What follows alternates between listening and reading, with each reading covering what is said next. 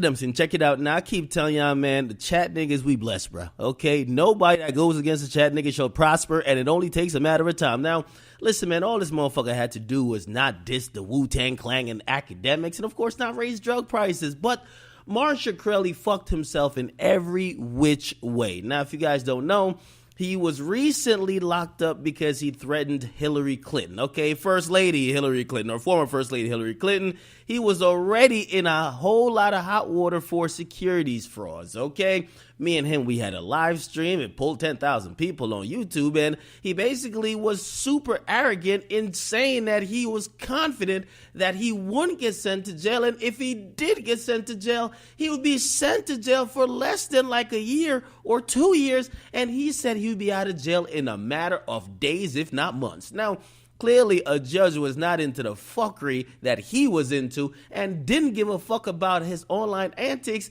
and really tried to punish him for it because he was sentenced today for 7 years in prison, okay? He's been in jail for the last couple of months and he's only getting credit for 6 months, so he's gonna have to serve 6 years and 6 months. Now, of course, he'll probably be on some like parole shit where he could get out in 2-3 years, but still, this is a fucking L. Basically, his arrogance led to his demise, okay? Now, we all know he was guilty of doing a bunch of stuff, and when I'm talking about a bunch of stuff, I'm talking about a case, securities frauds. He basically misused people's money and then invested in some other shit to make himself rich while they were basically going broke, and he said he rectified that, but shit, the judge didn't care because it broke the law. Now, of course, publicly, they hated him too. He raised the price of drugs, and even though he tried to justify that, saying he was trying to invest in more cures, people didn't like that shit. And then, of course, we saw him thumb his nose at everybody like in hip-hop when he bought the Wu-Tang album. He shitted on the Wu-Tang, he shitted on fans, he shitted on everybody who wasn't as privileged as him, okay? We also found out that he had like Lil Wayne's Carter 5. Basically, man, this guy and his arrogance, solely his arrogance, okay, is sending him away for 7 years, and I'm gonna come back to my initial statements. Chat niggas, we blessed. Listen, group chat, we the winning side. Now, I can't lie to y'all, man. Had he not really create this outcry of like public distaste for him, he probably wouldn't have got 7 years. You got to keep in mind what he did. No matter how many people he robbed of money and misused their money, he was really convicted of a white-collar crime.